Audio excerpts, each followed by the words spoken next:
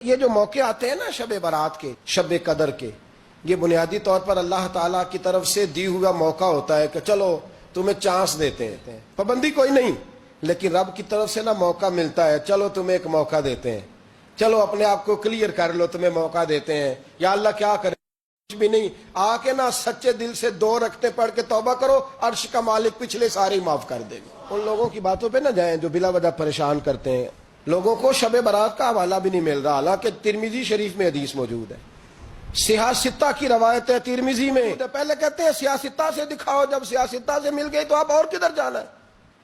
اور ابن ماجہ میں موجود ہے مولا علی کی روایت، اور ذرا ترتیب دیکھیے گا، یہ ترمذی کی حدیث ہے، اور امام ترمذی نے تو پورا باب باندھا ہے 15ویں شعبان پر، پورا باب۔ اب تمہاری مرضی ہے اگر تم نئی بات کو سمجھنا چاہتے، لیکن میں نے پہلے بھی کہا تھا پھر کہتا ہوں، اگر ہمیں کوئی شخص کہتا ہے کہ شب برات کو اٹھ کے نفل نہ پڑھو، تو بھائی نفل ہم نے پڑھنے اللہ کی رضا کے لیے، ہمیں کسی بندے سے ڈگری لینے کی ضرورت نہیں، نہ تو ہمارے اور رب کے درمیان معاذ اللہ کوئی وسیلہ ہے کہ تو کہے گا تو پڑھیں گے، جب دل کرے گا پڑھیں گے، اور جتنے دل کرے گا پڑھیں گے۔ ہم تو نفل کہہ رہے ہیں اس کو، ہم نے کب کہا ہے ضروری ہے جو عشاء پڑھ کے سو جائے فجر تک سویا رہے، ہم اس کو گناہگار نہیں کہہ رہے، لیکن یہ ضرور کہیں گے کہ گولڈن چانس مس کر دیا اس نے چانس مس کیا ہے، یہ تو اللہ کی رحمت کا موقع تھا۔ حضرت سیدہ عائشہ صدیقہ رضی اللہ تعالی عنہ ارشاد فرماتی ہیں کہ شعبان کی 15ویں رات تھی، یعنی شب برات کی رات، فرماتی ہیں شعبان کی 15ویں رات تھی، میں نے اچانک نظر ڈالی تو حضور میرے بستر میں تھے، پھر میری نظر پڑی تو حضور نہیں تھے، میرے دل میں گمان آیا، خیال آیا کہ شاید کسی اور زوجہ کی طرف حضور کا میلان تباہ ہو گیا ہو، وہاں تشریف لے گئے ہوں۔ فرماتی میں اٹھی باہر گئی تو نبی کریم علیہ السلام جنت البقیع میں تھے، قریب ایک جگہ پہ حضور دعائیں مانگ رہے تھے۔ فرماتے میں گیا تو حضور فرمانے لگے، ابو بکر کی بیٹی تو نے کیا گمان کیا کہ اللہ کا رسول تیری حق تلفی کرے گا؟ عرض کی حضور آپ مالک ہیں، کہیں اور جانا چاہیں تو میری طرف سے پابندی نہیں۔ کہتی ہے وہاں کھڑے کھڑے میرے رسول کریم نے بیان فرمایا، یہ ترمذی کے لفظ ہیں، حضور نے فرمایا عائشہ یہ شعبان کی 15ویں رات ہے، مدینے میں سب سے زیادہ بکریاں بنو کلب کا قبیلہ پالتا تھا، فرمایا آج کی رات بنو کلب کے قبیلے کی بکریوں کی تعداد کے مطابق اللہ میری امت کے لوگوں کی بخشی فرما دے گا۔ یہ وہ رات ہے۔ جناب عائشہ صدیقہ رضی اللہ تعالیٰ عنہ نے بات رات کو سنی تنہائی میں نبی پاک سے، رات کو تنہائی میں حضور سے سنی، سویرے جناب عائشہ نے کل امت کو بتائی۔ اگر یہ بات اہمیت والی نہ ہوتی تو بی بی صاحب آگے روایت کرتی، یہ کتابوں میں آتی، یہ لوگوں کو بتاتی۔ حضرت عائشہ نے روایت کیا، اور مولا علی شیر خدا نے تو کھل کے کہا، ابن ماجہ میں حضرت علی سے پیار کرنے والوں کے لیے الگ عنوان، مولا علی نے کھل کے فرمایا شعبان کی 15ویں رات کو رات عبادت کرنا اور سویرے روزہ رکھنا۔ حضرت علی کے لفظ بائی نہیں سیاستہ میں، رات کو عبادت کرنا، دن کو روزہ رکھنا۔ ویسے تو رب کریم ہر روز تہجد کے وقت پہلے آسمان پر نزول اجلال فرماتا ہے، اور لوگوں کو فرماتا ہے کوئی بخشش مانگنے والا؟ کیا انداز ہے مولا علی شیر خدا حدیث روایت کرتے، رنگ کیا ہے؟ فرمایا باقی راتوں میں نا تھوڑا سا پیکج ہوتا ہے، تھوڑا سا آخری حصے میں رات کے، شب برات کو نا رات چڑھتے ہی اللہ پہلے آسمان پر جو اس کی شان کے لائق ہے نزول جلال فرماتا ہے، اور پہلا جملہ یہ فرماتا ہے کوئی معافی مانگنے والا؟ اللہ کرے آپ کو سمجھ آئے، یعنی معافی دینے والا کہہ رہا ہے چلو آؤ ادھر آؤ ذرا معافی مانگو، میں معاف کرنے آیا ہوں، مانگو معافی، ہے کوئی معافی مانگنے والا؟ معاف کر دیں گے۔ اور آپ فرماتے ہیں ہے کوئی رزق مانگنے والا؟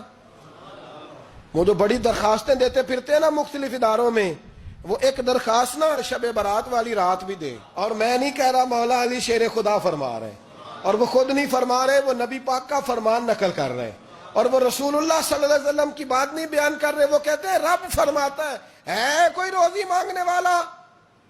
سارے سیٹھوں نوابوں جاگیرداروں کے پاس جا کے تھک گئے ہو، ایک دن میرے کہنے پر، ایک رات، ایک دیہڑی ذرا شب برات والی لگا کے تو دیکھو۔ تو میرے رسول پاک علیہ السلام نے ہمیں یہ میسج دیا، پیغام دیا، فرمایا اس رات جو اولاد مانگے گا رب اسے بھی عطا فرمائے گا، اس رات جو اللہ سے بخشش مانگے گا اللہ اسے بھی دے گا، اس رات جو رب کریم سے عزت مانگے گا اللہ اسے بھی عطا کرے گا۔ شارحین نے لکھا اس رات جو رب سے پردہ پوشی مانگے گا، اللہ اسے پردہ پوشی بھی عطا کرے. جو جنت کا سوالی ہوگا رب اپنے فضل سے عطا فرمائے. کوشش فرمائے. 10 محرم کو ہمارے ہاں لوگ جاتے ہیں قبرستان. وہ کسی حدیث سے ثابت نہیں, میں منع نہیں کر رہا, جائیں 9 محرم کو جائیں, 10 کو جائیں, 11 کو جائیں, 8 کو جائیں, سفر میں جائیں, ربیع الاول میں جائیں, قبرستان میں جب بھی جائیں, منع نہیں ہے. لیکن شب برات والی رات تو خود رسول کریم گئے ہیں نا قبرستان. اب جو بات میں نے سمجھانی ہے اس کو سمجھیں. نبی پاک کی والدہ کا مزار نہیں ہے وہاں جنت البقیع میں. حضور کے کو بھائی بہن, حضور کیا کرنے گئے؟ امت کی بخشش کے لیے گئے. شب برات کی رات لالچی نہ بنے کہ صرف میں نے اپنے لیے روزی مانگنی ہے. کل امت کے لیے مانگے رب کریم سے. مانگے اپنے بھائی کے لیے, مانگے اپنی بہن کے لیے, مانگے اپنے بیٹے کے لیے, مانگے اپنی بیٹی کے لیے, مانگے اللہ کریم سے. یہ مانگنے کی رات ہے. پچھلی راتی رحمت رب دی کرے بلند آوازہ, بخشش منگن واریاں کارن کھلا جے دروازہ. آئیں اللہ کی بارگاہ میں اس رات کو کھل کے دعا مانگے.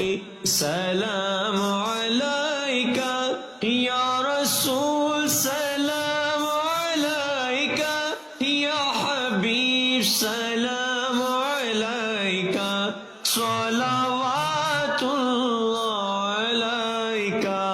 میرا دل تڑپ رہا ہے, میرا جل رہا ہے سینہ, میرا دل تڑپ رہا ہے, میرا جل رہا ہے سینہ, کہ دعا وہی ملے گی مجھے, لے چلو مدینہ. حضرت امام حسن سے آ کے وظیفہ پوچھا. اس شخص نے کہا حضور اولاد کوئی نہیں تو وظیفہ بتایا. تو آپ نے فرمایا استغفار پڑھا کر. کیا کر؟ اس نے کہا ٹھیک ہے. تو حضور پھر میں دوبارہ کب آؤں؟ تو امام حسن کہنے لگے بے اولاد ہے نا تو, استغفار کا وظیفہ بتایا نا؟ کہا ہاں. فرمانے لگے اب اس وقت آنا جب اللہ تجھے 10 بیٹے عطا کرے گا. کتنے؟ 2 4 نہیں, 10 ہی کہہ دیے. تو حضرت امیر معاویہ رضی اللہ تعالیٰ دیکھا, کہنے لگے حسن اتنا بڑا دعویٰ. آپ فرمانے لگے میں نے کہہ دیا نا تو اللہ فضل کرے گا. ہاں ہاں اللہ خیر کرے گا, خیر ہو جائے گی. وہ شخص کئی سالوں کے بعد آیا, کئی سالوں کے بعد. تو حضرت امیر معاویہ کو بھی ساتھ لایا. کہنے لگا حضور اللہ کے فضل سے اللہ نے 10 بیٹے عطا فرمائے, پورے 10 ہی اللہ نے دیے. تو حضرت امیر معاویہ کہنے لگے جناب بات تو آپ کی سچی ہو گئی, پر مجھے بھی بتائیے وظیفہ کہاں سے لیا؟ فرمانے لگے قرآن پاک سے. سورہ نوح کی 10 11 12 آیت پڑھو. اللہ فرماتے ہیں تم استغفار پڑھو, میں تمہاری بیٹوں سے بھی مدد کروں گا, مالوں سے بھی مدد کروں گا. تو میں نے استغفار بتائی تھی اور قرآن میرے اللہ کا ہے, رب کا وعدہ جھوٹا ہو سکتا؟ فرمایا 10 بیٹے ملنے تھے, میں نے کہہ جو دیا تھا. اور میرے بھائیو یاد رکھے استغفار اللہ کی رحمت نازل کر. ایک ہوتا ہے خوف, ایک ہوتی ہے خشیت.